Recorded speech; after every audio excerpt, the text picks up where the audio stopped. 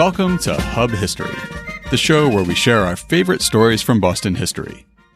This is episode 88, The Wreck of the Mary O'Hara. Hi, I'm Jake.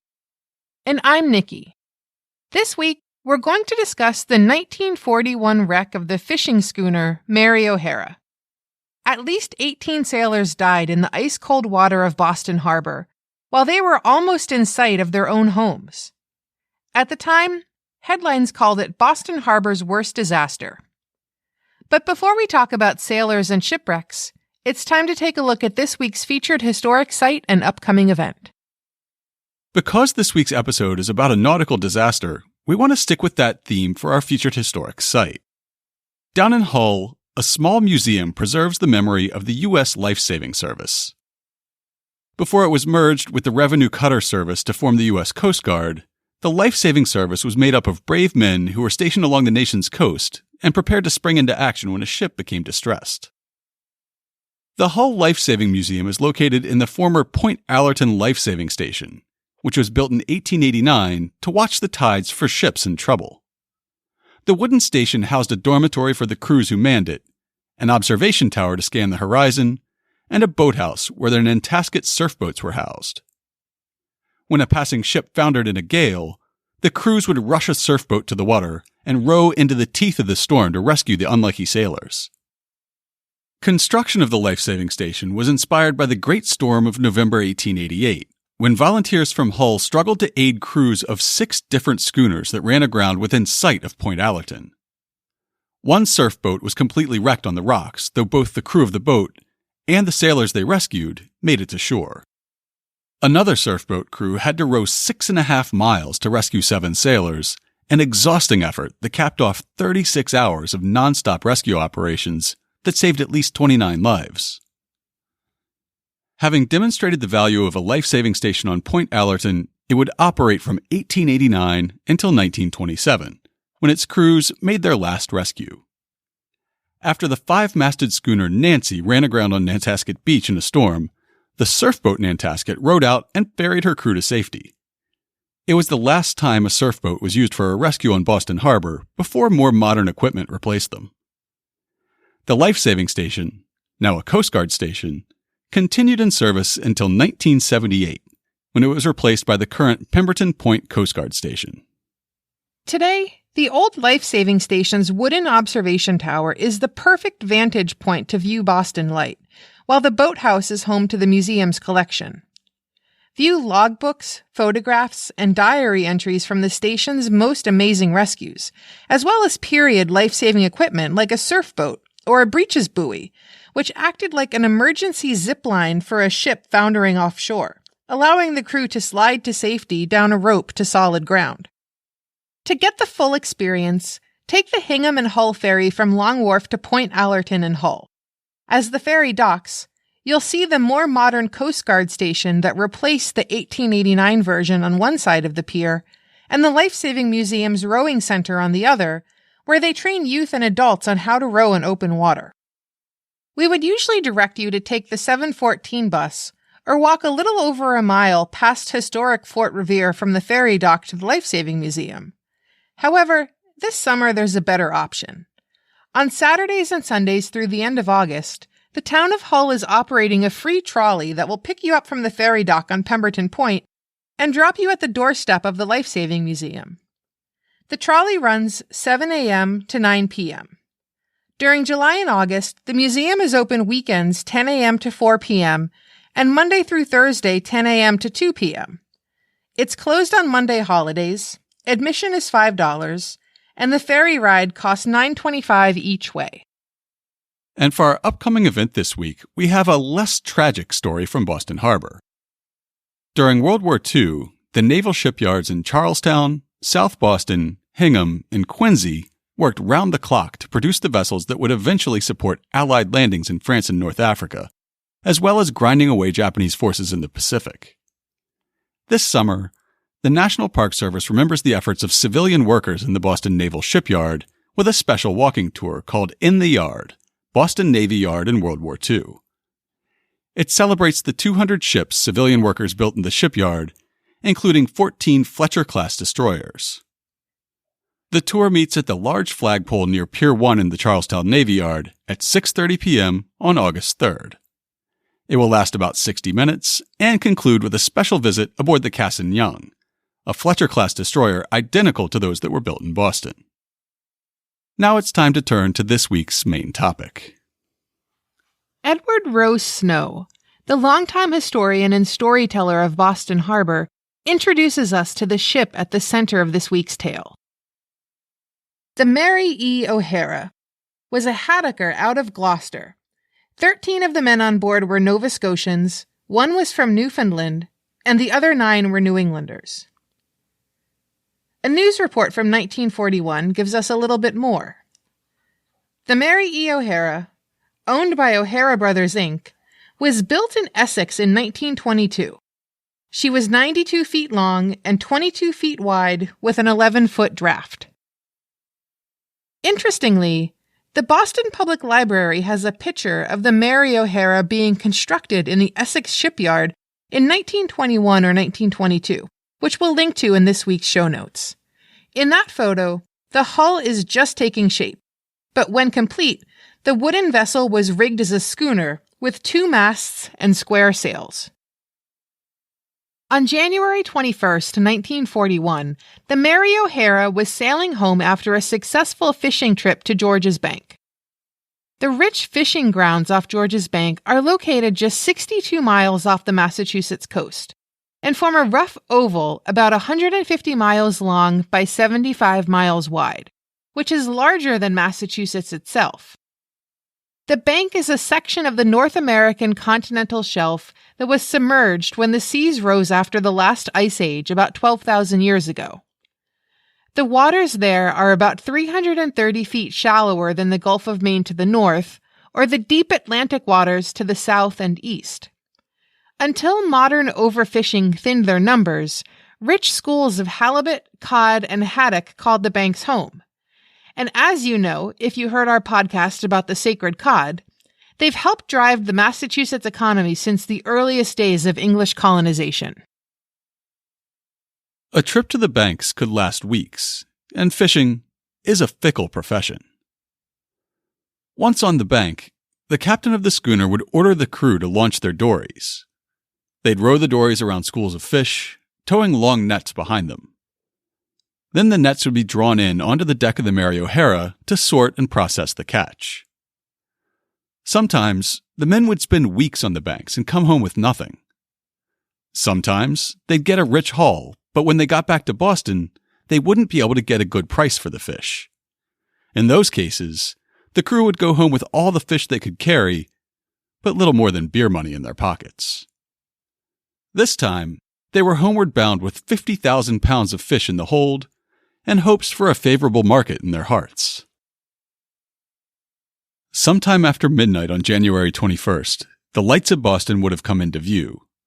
First the Custom House Tower, then the rest of the skyline, which was, of course, much lower back then. For many of the crew, Boston was home, and for some, home was East Boston, which was even closer. In the darkness of the outer harbor, 3 barges towed by an ocean-going tug were anchored, waiting for morning. They were carrying a load of coal to Searsport, Maine, from either Norfolk, Virginia, or Philadelphia, depending on which source you believe. Lorraine Hines Lannis was the daughter of a former Mary O'Hara captain, and she left an account of that evening.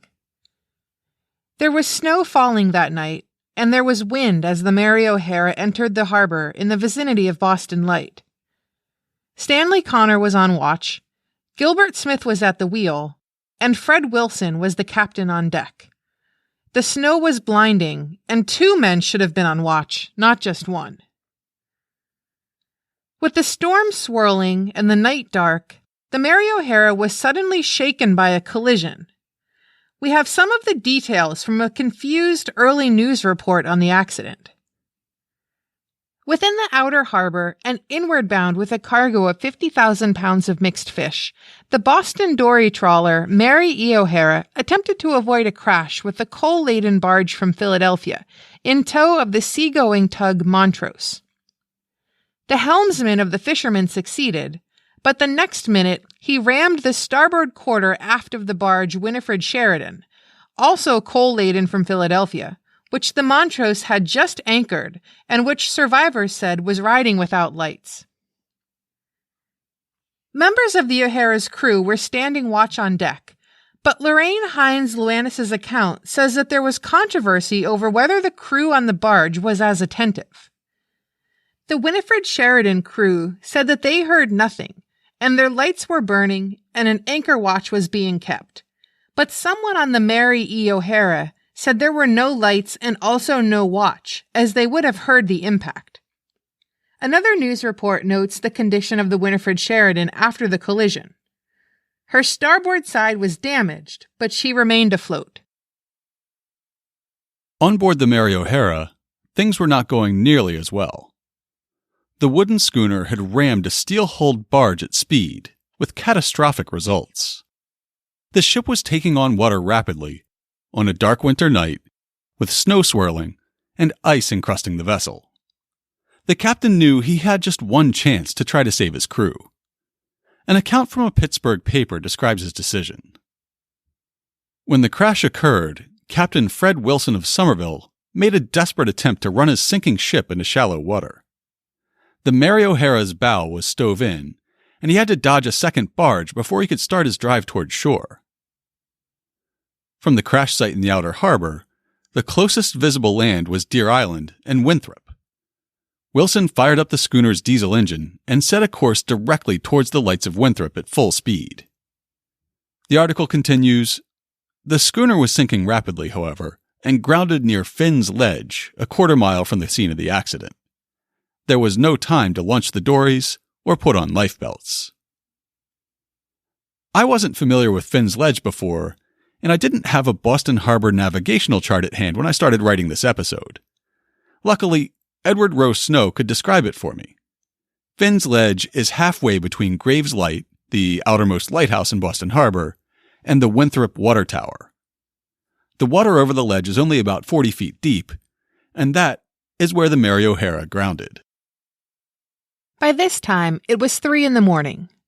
According to Snow, the entire crew, except for Captain Wilson, the helmsman, and one other sailor, were below deck at the time of the collision, and almost all of the men who were down below were asleep in their bunks. According to Lorraine Hines Loannis, Clayton Hines occupied a bunk in the forepeak, and with the grinding crash, rushed scantily clad up to the deck above. Hines had a deep split in his scalp and was bleeding. A sailor named Gabriel Welsh confirms that account, saying, "The first thing we know about it down below was when Hines rushed in and said, 'For God's sake, get out of here, men. We've struck something.'" The men who were down below had no time to dress or grab lifebelts or make any other emergency preparations. Some didn't even manage to get out of bed. The ship went down so quickly. Welsh said, "Our ship was torn apart and she filled up so fast that a lot of the fellows didn't have a chance to get above decks. All who did ran for the masts and started to climb." Another initial news account from the Associated Press said that the barge Winifred Sheridan was damaged but afloat. Hours later, the barge Winifred Sheridan was found anchored a half-mile distant by Captain Lawrence Dunn, harbor master, who reported she had suffered some damage to her starboard rail and side. However, the barge soon started taking on water, and before long it too began to sink. According to a scuba diving website, the barge is now located about a half-mile from Finn's Ledge in about 50 feet of water. As the Mary O'Hara began to settle lower in the water, her captain made one more desperate attempt to save the crew. The schooner carried a full complement of dories, those small boats that the crew used to manage the nets. However, they were useless at the time. We'll include a picture in this week's show notes to illustrate what a ship looked like after returning from a wintertime run to the banks. It won't be the Mary O'Hara, but a similar ship. You'll see that the ship itself isn't even visible, just the ice encrusting it, sometimes a foot thick or more. Edward Rowe Snow relates Captain Wilson's last gambit. It had been impossible to use the dories, as they were buried under tons of ice. Just before the schooner foundered, Captain Fred Wilson tried to hack the grips holding the dories down, but the ice still held them to the deck. The captain hacked away until water reached his waist before he climbed up to the top lift. According to a news report from faraway Australia, after the crew had already climbed into the rigging, the dories, freed by the warmer water, drifted away. It was a cruel irony. As the water rose, the men who had made it out of the cabin had only one option. They began to climb. Even as icy waves began to lap over the deck, the ship remained more or less upright, and the two masts stood up out of the cold, dark water. One of the survivors said, "Those who chose the foremast were out of luck, because it was soon underwater and they went down. Some of the fellows who were with us in the mainmast couldn't hang on because of the cold. They dropped off one by one, yelling and praying. We were all yelling as loud as we could." The men on the mainmast hung on as best they could, as their fingers and toes turned numb, then began to actually freeze. They wrapped legs and arms through ice-encrusted spars and rigging, even though many were clad only in their underwear. One by one, as their strength failed or their numbed fingers relaxed their grip, they fell into the ocean below and slipped onto the surface. The remaining men shouted goodbyes to their fellows. They shouted encouragement to one another. They shouted prayers. They shouted anything they could think of at the top of their lungs to try to attract the attention of one of the other ships they could hear passing by in the darkness. Finally, a boat approached. It was the North Star, captained by Lars Lund. Even as rescue seemed to be at hand, the tragedy continued. News accounts described some of the last casualties. Among those hanging on to the mainmast when the North Star hove into view was Chief Bosun John Sheehan of Gloucester. He sighted the ship first and shouted, "Hang on! A boat is coming!" Sailor Welsh yelled back, "Hang on yourself! I'm sure we'll be rescued!" Then the North Star came alongside, Mr. Welsh said, and when I looked again, Johnny was gone. It may be romantic to say that the captain always goes down with the ship, but in many cases, that's just not how it happens. In this case, however, the old saying held true, as recounted by the Associated Press. Last of those to fall from the rigging into the sea, the rescued men said, was their skipper, Captain Fred Wilson of Somerville. The remainder of the crew had now been clutching the rigging, in their underwear, in a wind-whipped snowstorm, for over 2.5 hours. There were Coast Guard stations, the legacy of the U.S. Lifesaving Service, in Hull, Boston, and Nahant, but there had been no time to send a distress signal. Edward Rowe Snow describes how the last survivors were rescued. Captain Lars Lund, the master of the rescue vessel North Star, estimated that the O'Hara sank about 3 a.m., and that he sighted the masts at about 5:40 a.m. The thermometer was 12 above zero at the time. With nothing but the desperate men's cries to go on, Lund dropped his engines almost to an idle and crept forward through the snow. He had to carefully follow the sounds of the shouting, but at the same time not risk ramming the already distressed vessel. Snow continues, "The shouts of the men first attracted his attention, then he saw dimly the masts of the sunken ship. With his engines idling, he slid the North Star up alongside and took off the 5 survivors: Gabriel Welsh, Frank Silva, Cecil Crowell, Cecil Larkin, and Stanley Conrad. Lund said afterwards that if one of the other 3 vessels which had passed the wreck earlier that bitter morning had heard the cries and stopped, many others, and possibly all those who had later perished, would have been saved. Lorraine Hines-Luanis explains how the last survivor from the Mary O'Hara was found and brought on board the North Star. Patrick Udis was the mate on the North Star, and he said he only heard a thump-thump. The crew on the North Star were urging him to come back on board, as they said there were only ghosts on her by now. It seemed to be coming from an upside-down dory that had now broken free and was floating on top of the water. Patty turned the dory over, and underneath was Cecil Larkin, who had fallen out of the rigging, and his head was being held above water by a wire under his chin. Wire held light bulbs that were strung through the rigging for night work. However, an AP report from the time carries a different account of the rescue of the last survivor. Cecil Crowell of Nova Scotia was helpless and unable to move from his perch, so a dory was put overside and 3 members of the North Star's crew rescued him. As daylight dawned over Boston Harbor, the true extent of the tragedy began to take shape. The Associated Press reported, "Soon after noon, a Coast Guard plane radioed headquarters that several bodies, 4 dories, and a considerable amount of wreckage was washed up on the outermost island of the Brewster Group near Graves Light. The cutter Algonquin was rushed to the spot under forced draft." Another news report tells how confusion reigned as rescue boats began arriving at the wreck site only to find it abandoned. Scores of craft raced to the scene, but found only 4 feet of the main mast of the Mary O'Hara above the water. Meanwhile, the North Star was bringing the 5 survivors, all in critical condition with frozen hands and legs, into Fish Pier for quick transfer to City Hospital. The rescued were Gabriel Welsh of East Boston, Frank Silva of South Boston, Stanley Conrad of Cambridge, formerly Lunenburg County, Cecil Crowell of Port Latour, Shelburne County, Nova Scotia, and Cecil Larkin of East Pubnico, Nova Scotia.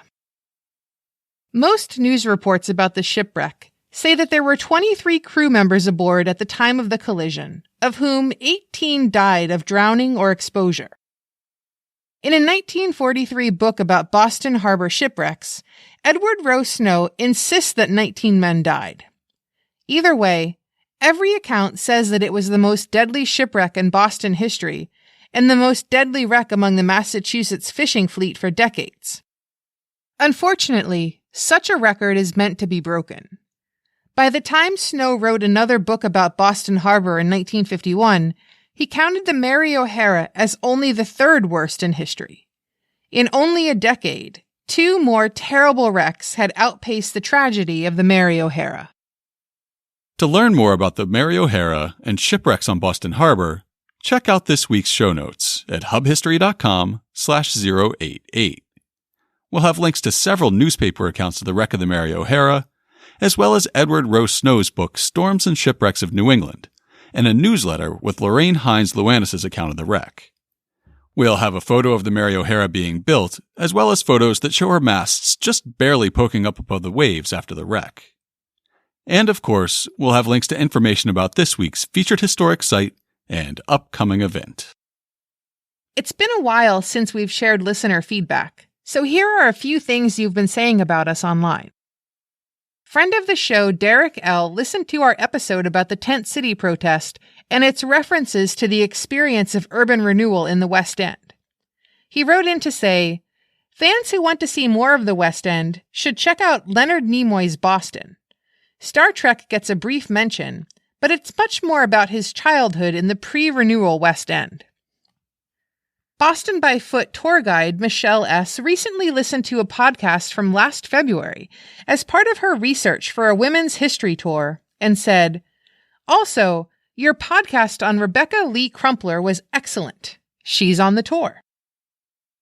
Listener Mark got punny after listening to our episode about the theft of the sacred cod from the State House, saying, "One Commonwealth under cod." Laura Innes, the talented artist behind the Revolutionary War webcomic The Dreamer and the comic series Winona Earp, retweeted our Sacred Cod episode with a laughing emoji and the words, "Sacred Cod." But it was all caps, so we'll take it. And after our recent episode about Boston's first Pride celebration, Suzanne said, "Missed it during Pride Week, but Hub History has a good podcast about the first Boston Pride Parade in 1971. Hashtag Wicked Proud." And Kate said, "I just finished listening. So good. It led me down a rabbit hole of researching the old bars and stories of gay life in the city over the past century. Thank you." No, thank you, Kate. And thanks to everyone who wrote in. If you want to get in touch with us, you can email us at podcast@hubhistory.com. We're Hub History on Twitter, Facebook, and Instagram, or you can go to hubhistory.com and click on the Contact Us link. While you're on the site, hit the subscribe link and be sure that you never miss an episode. If you subscribe on Apple Podcasts, please think about writing us a brief review. That's still the best way to help others discover the show. That's all for now. We'll be back next week.